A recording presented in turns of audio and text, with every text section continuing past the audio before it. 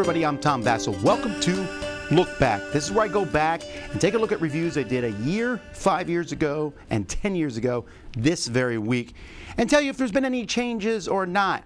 Recently I had someone mention, they said, what's the point of doing these if your views don't change all the time? Well, hopefully that's a good thing if my views don't change all the time, because otherwise my reviews would be useless if you watched a review and I said, it's fantastic, and then a year later I said, actually, no, it's not.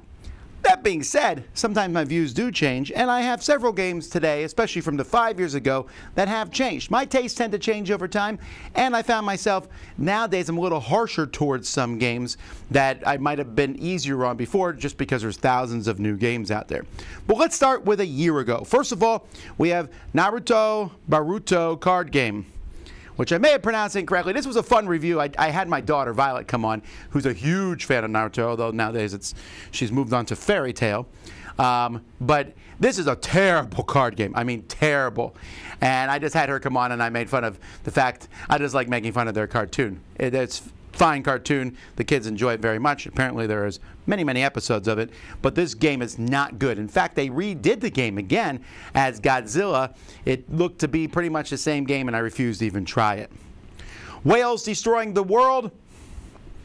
Funny name, not a very good game. Kind of like almost a social deduction style game, but not really. It's too clunky.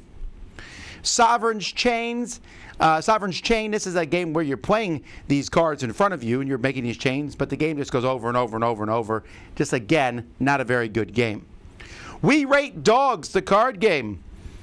The very popular site, they made a game that was just not very good. I think we even played this one live here on the show just as a joke, and it just wasn't very good. Of course, that might have been one of the days our internet went out. Doesn't matter, just not a very good game. Cute pictures of dogs, though. Incubation, this is a game about hatching dragons. There's some interesting ideas in this one as you move around collecting eggs, hatching the eggs, but it just doesn't feel like there's enough of a game there. It's okay, but it just kind of fades into the background. Foothills. Now, from what I understand, this is a two-player version of Snowdonia, and it works pretty well. I was very impressed with how the nice back and forth of this game, so that's Foothills. I liked it. Fluttering Souls. This is a very, very light two-player game. And when I make my top 10 butterfly games, I don't even think I can do that right now, this would be on the list. It's a nice little butterfly game. Very light, but as you place these cards out, I like the fact this is very portable, and it just felt soothing, I guess is the best word for it. Brook City. Now this one I wonder if it will drop to a 6.5 at some point. I debated that. The game is good. The game is fine. There is an overwhelming amount of rules to this game, and if you asked me to teach you Brook City right now, I would have to go through those rules for a long time. So that concerns me about it, but the game that does, I've watched a lot of 90s and 80s cop shows lately, and I feel like this game kind of brings those to life. Tapestry, whoa, big review, 7.5, still like it. Now, I still think it's not the greatest game ever. I still think there's balance problems, and I still think that it doesn't really feel like a Civilization game. That being said, it feels like a pretty good game. I just got the expansion for it, played it, which is kind of, the expansion is basically more of the same. But Tapestry is a fine game, not the monster hit, and I don't enjoy it as much as, say, Wingspan or Scythe, but it's a solid game from Stonemaier Games. Barrage. Oof, this one I actually considered upping a half point. I really do like this game, but it is mean as all get out, where you're building these dams, capturing water, converting that water into energy.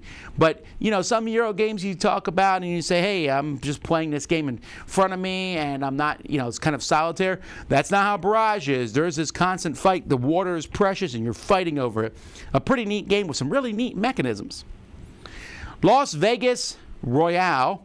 Las Vegas Royale is a really good game that's based on Las Vegas. This is the updated, bigger version, more stuff. Now, the component quality could be better.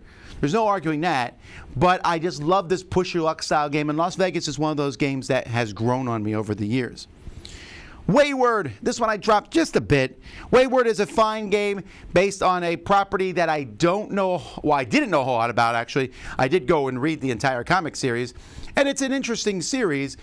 This does bring it to life, and I know that when we played it in the store, a couple people walked by and were like, ooh, what is that? Because they like the thing. It's a good cooperative game. Not great, but it's worth playing. All right, let's jump back 5 years ago. 5 years ago, I played Bomb Squad. This one here is you're trying to stop a bomb and you're working together, and I just felt that there wasn't enough game there. I was kind of, and 5 years ago, I go back to it. I just have no desire to play this, unfortunately. The concept's interesting, the idea of defusing bombs and stuff, but the gameplay is too slow and boring for me.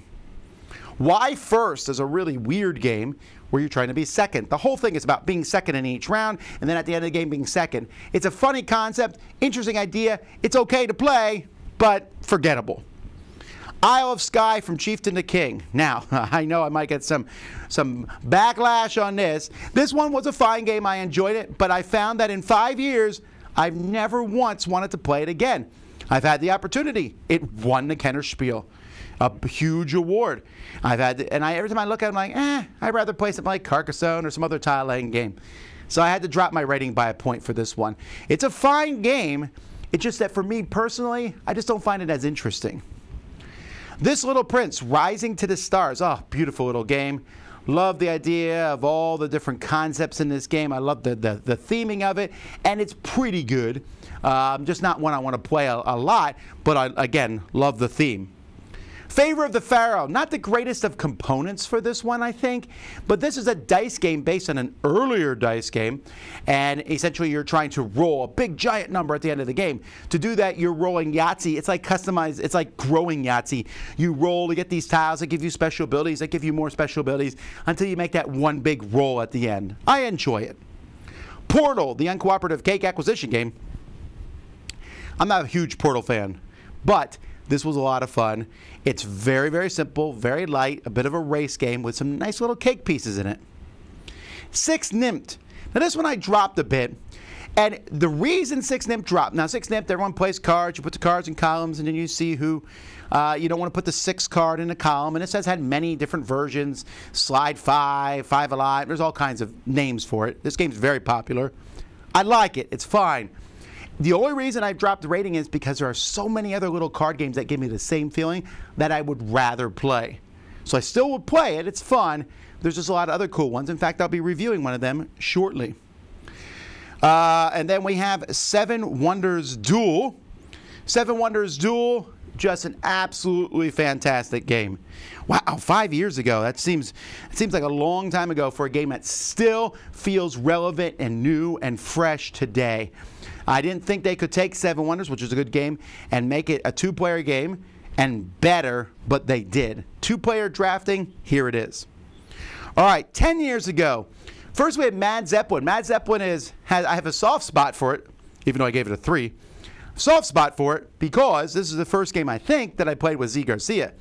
10 years ago, brought it to the game store, we played it. He and I were actually both excited about it because we liked the concept of it. And at the time, I was a big fan of Bruno Feduti, but wow, just bad, bad, bad, bad, bad, bad, bad. What's yours like? This is a party game that honestly has more innuendo in it than I had realized when I was going through it, I guess. Again, this one drops because there's so many party games that do what this one does better. Rock the Beat. You want to do that sort of thing. It's fun, works best with kids. Railways of the World card game. This is another one where I thought, oh, this is a pretty interesting idea.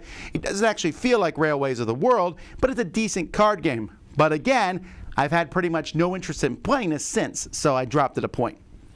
Baker's Dozen, although there are many versions of this. Poison, they keep changing this when it's a Reiner Knizia game where you're trying to not win the one suit, which is a poisonous suit or whatever it might be. In this version, I believe, it was a bad, nasty-looking donut. But it's a decent game, fun, almost trick-taking style game. Tack, Tack, Jack. This one I moved up because it still gets played. You know, you hit the thing, you hit the tree with the axe and trying to make some of the bark fall off, but not the whole tree fall over. This game still gets played now, so I had to pop it up. It's silly, it's stupid, but it's fun. Then we have Sneaks and Snitches, which is a little card game trying to outguess the other players. A fun little game, although hard to find now. Battles of Westeros. Wow, I remember this one so much. One of the first games I played after I came to America 10 years ago. And it was essentially, Battle Lore, a new edition. And it is that totally forgotten game. There's some cool concepts in here, but they then came out with Battle Lore 2nd edition. This was kind of halfway in between. And it had the Game of Thrones theme to it, which at the time wasn't as hot as it is now. Maybe this would have done better. But it was fun. It was a good game. It's just, again, it's kind of gotten lost in the annals of time. Lords of Vegas. Like Lords of Vegas, still enjoy it. Looking forward to the new version, although the new version looks like the same old version. So it's going to look like a 10-year-old game, unfortunately. But a great game about building up casinos and fighting over them. A lot of cool ideas in this game. And Space Hulk Death Angel. Space Hulk Death Angel, this is a harder game to find now. It's a cooperative game based on this Games Workshop property. I heard that this game was designed as something else and they rethemed it. That may be true, but I think the theming works. It has some cool ideas in it. It's a bigger game than the box would have you believe. And if you ever get a chance to play it, you should hunt down a copy. So there you go. Those are the reviews I did 1, 5, and 10 years ago. Thanks so much for watching. Until next time, I'm Tom Vasel, and you've been watching Look Back on the Dice Tower.